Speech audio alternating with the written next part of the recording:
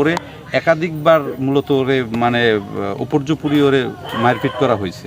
এই মারপিট করা থেকে শুরু করে আরও একটু অনেকে অনেক রকমের কথা বলে, সব মিলিয়ে জিলেই ওর একটু মানসিক বিষয়টা তারপর থেকে একটু বিকারগ্রস্ত এভাবে ব্যবহার শুরু করছে। আর এই ব্যবহারের পরে এক পর্যায়ে মূলত আসলে ও রাস্তাঘাটে বিভিন্নভাবে মাথায় কাপড় পট্টি বেঁধে টেঁধে হাঁটতো, বিভিন্নভাবে কথাবার্তা বলতো।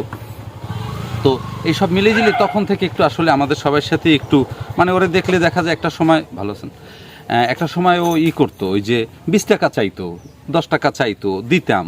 পরে আস্তে আস্তে তার অ্যামাউন্ট যখন একটু বাড়তে শুরু করছে, পরে দেখা যায় অনেকে এটা বলে এবং এটার বাস্তবতাও আছে, ও পারিবারিকভাবে ওর বাবা মা ভাই সব মিলেই একটা ও যে একটু খাবারের যে সন্ধানটা এটাও ছিল ওর ভিতরে, যে আসলে পরিবার যদি ঠিক না থাকে, ঠিক আছে, তখন একটা মানুষ খাবার না থাকলে তখন কিন্তু তার বিভিন্ন বিষয় থাকে। তো তখন ওই সার্কেলটাও আসলে একটু ভালো ছিল না, যে সব পোলাপানের সাথে হাঁটতো সব মিলেই জিলেইয়া, এই জন্য আবার কিছু অন্যান্য বিষয়ও ছিল। তো সব মিলেই জিলেইয়া ওই যখন একটু টাকার অ্যামাউন্টটা বেশি চাইতো তখন ওরে অনেক সময় এড়াই যেতাম, আর এড়াই গেলে তখন ও আবার আমাদের সাথে একটু একটু খারাপ ব্যবহারও করতো, কিন্তু কিছু মনে করতাম না যে একটা মানুষ সে পারিবারিকভাবে একটু ডিজার্ভিং অবস্থায় আছে, মানসিকভাবে শারীরিকভাবে একটা জায়গা থেকে হ্যারাস হয়েছে। তো এই সব মিলেই জিলেই আর কিছু মনে করতাম না, একটু এড়াই যেতাম, কারণ মানুষের মানবতা বললে তো একটা বিষয় আছে। তো এই যা কিছুই হোক না কেন, কিন্তু ওর যে এই যে বর্তমানে যে ঘটনাটা ঢাকা ইউনিভার্সিটি এরিয়ার ভিতরে ওরে নিয়ে ঘটলো, এইটা আসলে মানার মতো না। ও ভালো হোক মন্দ হোক, মানে একটা মানুষের ভিতরে দোষগুণ আমার ভিতরেও থাকতে পারে, সে কম হতে পারে বেশি হতে পারে, আমার ভিতরে কম বা বেশি বা ওর ভিতরে কম বা বেশি, কিন্তু একটা মানুষকে ওভাবে অমানবিকভাবে যে কমপ্লেন তার ওখানে দিচ্ছে, সে কমপ্লেন যদি সত্যও হয়, তদুপরি একটা মানুষকে ওভাবে মারার তো অধিকার ইসলামেও নাই, বাংলাদেশ সরকারের আইনেও নাই। অতএব এটার আসলে বিচার হওয়া উচিত, কঠিন বিচার হওয়া উচিত। তা না হলে এই রকমের এই জিনিসটা, আর এইটার জন্য আমি করব, এইটার জন্য আমি ওকেও দায়ী করব না, আর হচ্ছে এই যারা মারছে তাদেরকেও অতটা দায়ী করব না, দায়ী করব সমাজ ব্যবস্থাকে।